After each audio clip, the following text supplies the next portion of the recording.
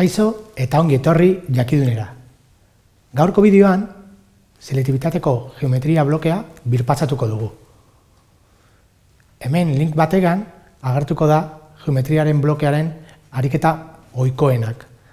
Gaur, P puntuaren simetrikoa planoarekiko kalkulatuko dugu.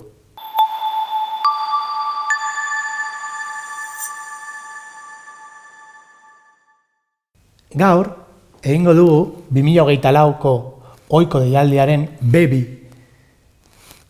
Dauzkagu 4 puntu eta A apartatuan P2, P3 eta P4rekin egin behar dugu planoa.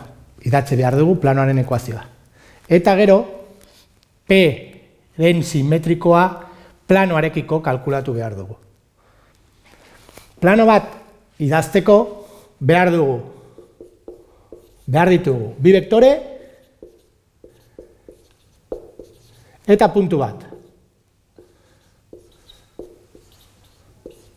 Adibidez, hemen kokatuko dugu P2, bat, bi, minus bat, eta hemen kalkulatuko dugu P2, P3 vektorea, 0, minus bat, minus bat, minus bi, minus lau, eta hiru minus bat, kontuz minusekin lau. Gero, adibidez, P3, P4. Horretarako, lau ken hiru egingo dugu, minus bi, ken 0, minus bi, 0, minus bi, bi, eta bat, ken hiru, minus bi. Eta gero, determinantea egin behar dugu, vektore normala ateratzeko. Bi vektore horiekin, minus bat, minus lau, eta minus bi, minus bi.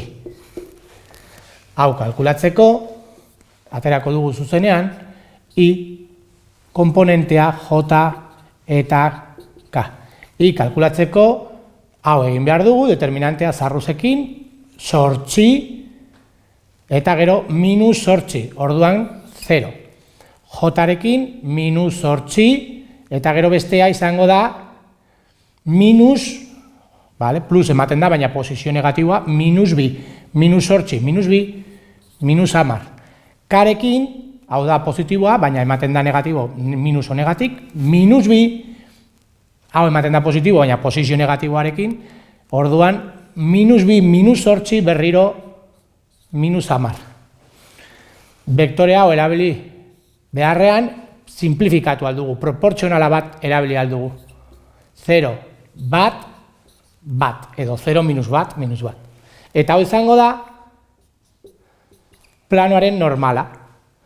Orain, planoa jartzeko, 0 iza, gehi I, gehi Z, gehi D, berdin 0. D hau kalkulatzeko, puntua sartuko dugu. Iza ez dago, bi gehi minus bat, gehi D, berdin 0. Orduan, hau da, bat beste alderantz pasatuz minus bat. Eta planoaren ekuazioa geratzen da I gehi Z, ken bat, berdin 0. Hau izango da, A apartatuaren eskatzen diguten planoa. Orain, simetria egiteko. Urratsak izango dira. R zuzena planoarekiko perpendikularra dela kalkulatzea. Gero, ebaki puntua hau M deitu diot, zergatik erdiko puntua izango dela gero. Bai? Eta orduan, erdiko puntutik, kalkulatuko dugu P'. Orduan, lehenengo urratsa izango da R. Jarriko dugu, horrela, gero, ebaki puntua hobeto kalkulatzeko, errazago.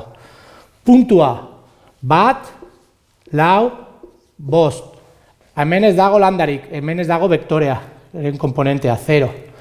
Gehi landa, bat, landa, vektoreagatik. Orduan, hau da R. Orain, ebaki puntua kalkulatzeko, M kalkulatzeko egin behar duguna da, hau, sartzea gure planoan.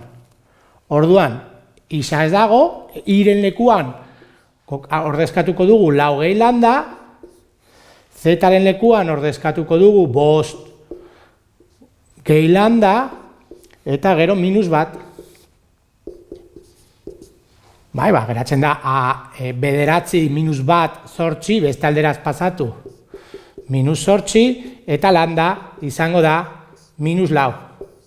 Minus lau honekin joango gara ona, eta kalkulatuko dugu puntua, m puntua. M puntua izango da bat, argi eta garbi, eta gero lau, ken lau, 0, eta 5 ken lau, bat. Hau izango da m.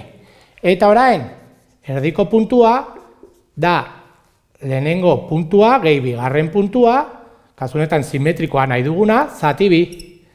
Orduan simetrikoa kalkulatzeko egin behar duguna da 2m ken p bat.